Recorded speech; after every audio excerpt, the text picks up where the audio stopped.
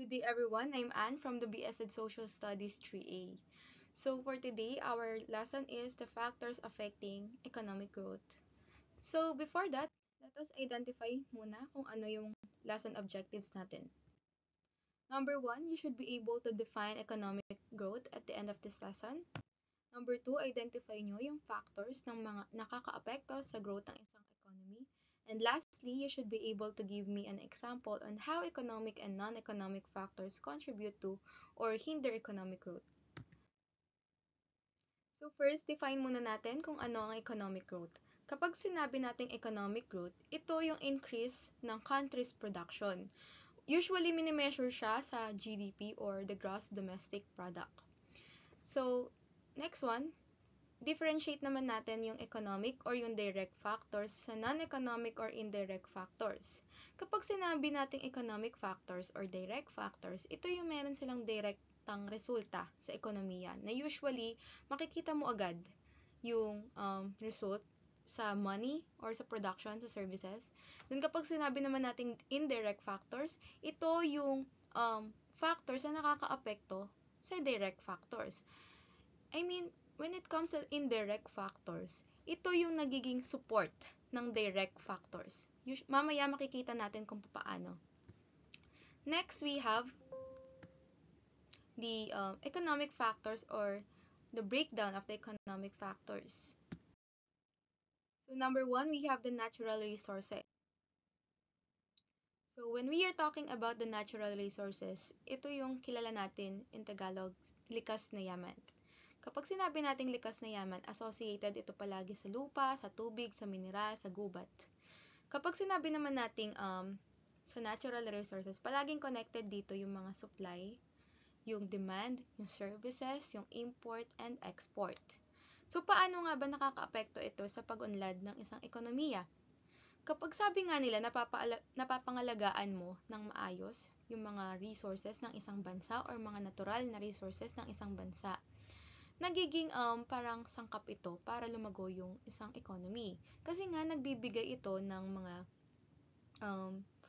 mapagkukunan sa production. Number one, halimbawa sa agricultural sector, nagpo-produce ito ng mga products like agricultural crops, usually the palay. Then kapag sa fisheries naman, yung mga isda and such. So, in the Philippine context, saan nga ba tayo dependent? Sa import or sa export? Kapag dependent tayo sa export, meaning yung kita, direkta siya sa ekonomiya natin kasi nga tayo yung nagsusupply. Kapag import naman, kapag nag-import naman tayo, meaning yung kita, hindi siya direkta sa ekonomiya natin kasi nga tayo yung bumibili. So, katulad na lang sa Saudi Arabia, sila yung number one nag-export ng langis sa buong bansa.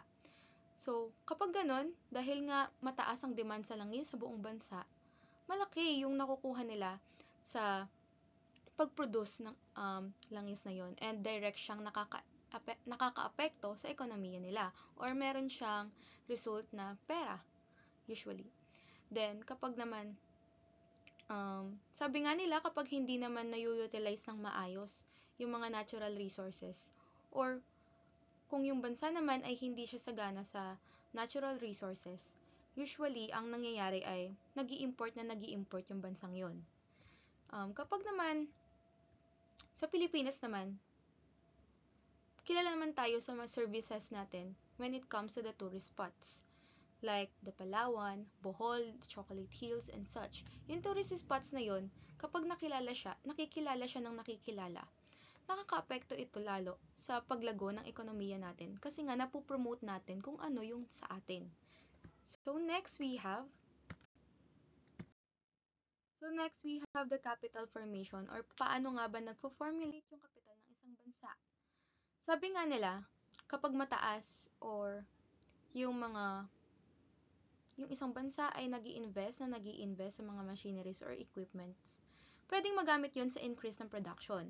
For example, kung mag-i-invest sila sa mga kagamitan, may mas maraming kayang gawin or mas mabilis yung pagtaas ng production.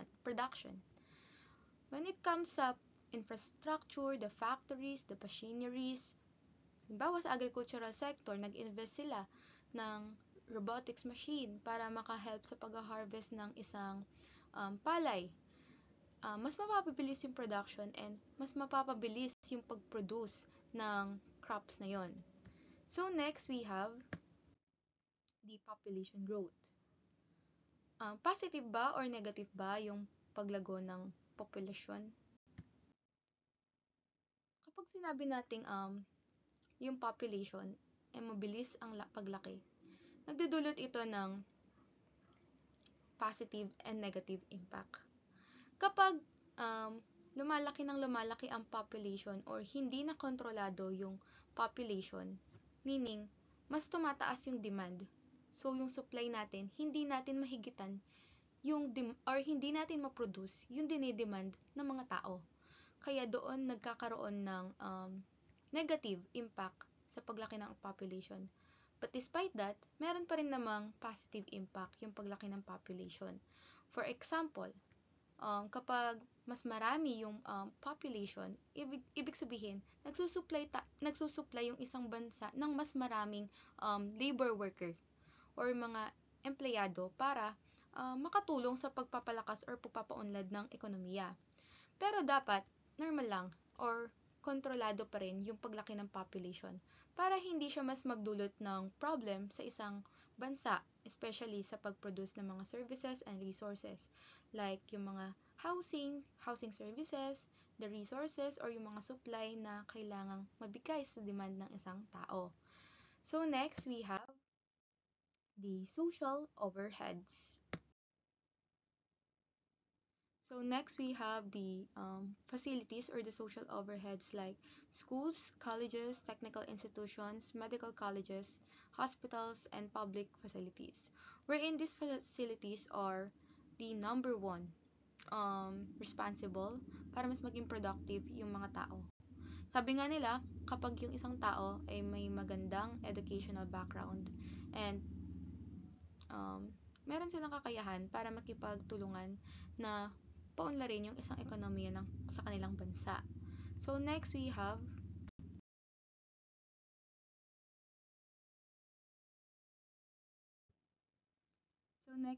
the technological progress. Ito yung mga result or findings ng isang research. Usually nagre-result ng isang output or method that is more on an innovative way. Sample sa mga fast food restos. 'Di ba? Instead of mga crew yung hihingi ng order or magbibigay or mag-aabot ng order mo. 'Di ba meron na nga silang mga robots. Usually lalagay lang nila yung mga in-order mo doon, then sa setup nila para i-deliver sa iyo mismo yung mga foods na in-order mo. Then kapag sa technological progress, nag-i-increase siya ng production. Paano? Sample naman sa agricultural sector. 'Di ba, instead of mga farmers yung mag-harvest ng mano-mano, meron silang mga harvester para mas mapabilis yung way or yung method nila para mag-harvest ng palay. So, ganun yung technological progress. Meaning, nag-i-invest for the technology para mas maka-help siya sa production ng isang economy. So, next we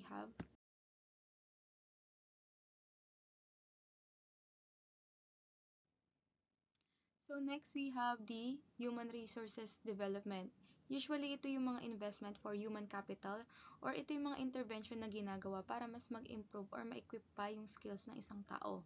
For example, sa mga teachers, di ba, sabi nga nila, learning is a continuous process.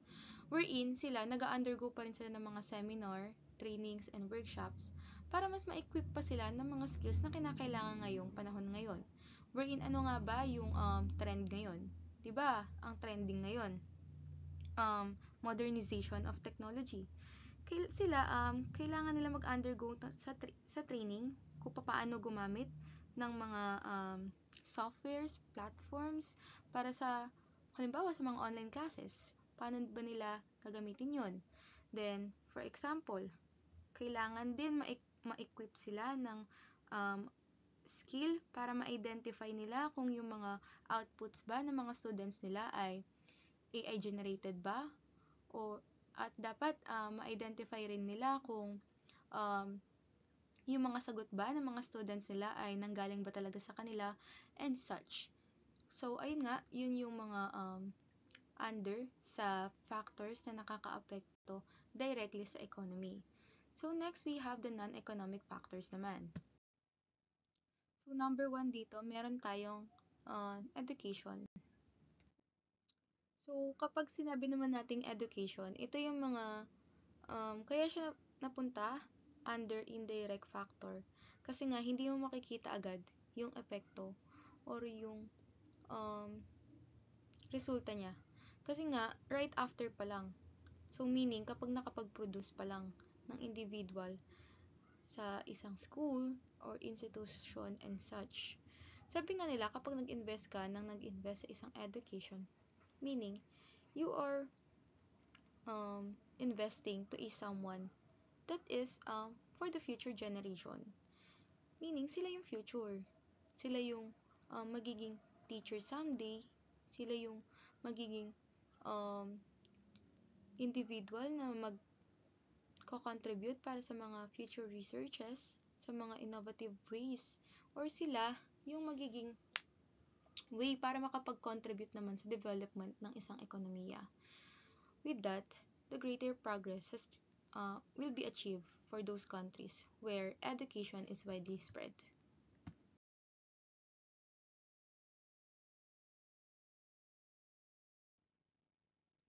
So, political factors.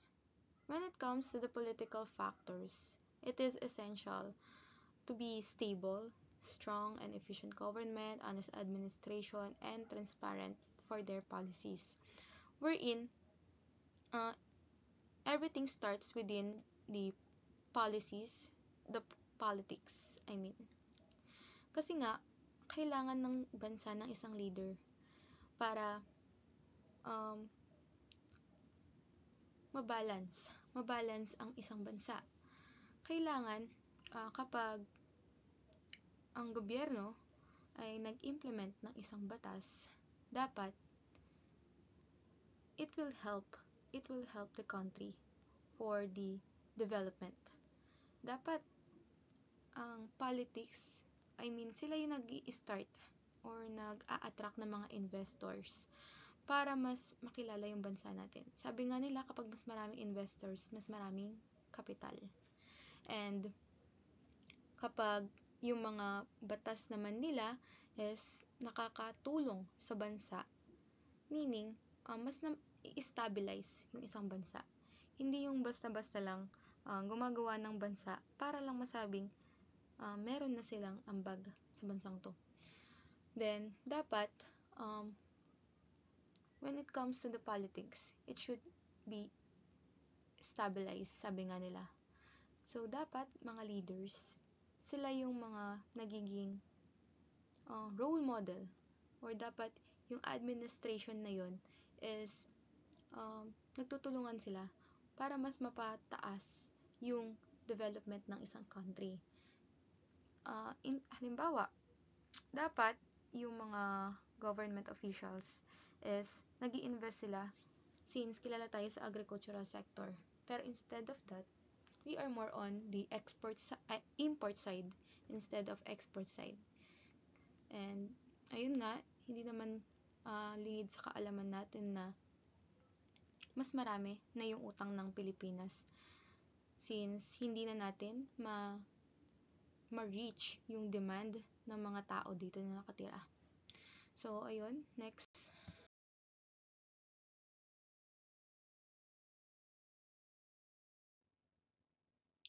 So, the desire for material progress. It is usually associated in the demand and the supply side, wherein the country should provide for the basic necessities like the shelter, the food, and such. So, yun yung precondition for the economic development. Kapag napoprovide mo yung mga basic necessities, meaning, you are um, you are fulfilling the satisfaction of an individual, and it also help to keep the economy move forward. So lastly, we have, now when we are talking about the social and psychological factors, usually associated lang naman ito kung paano ka mag-spend, makipag-interact sa mga katrabaho mo and such, yung mga norms na pinaniniwalaan mo, is it traditional or no, not, then kung paano maging mas innovative way of thinking para mas makapag-contribute ka sa isang institution. So that ends my presentation. I hope you learned something from today, and thank you so much.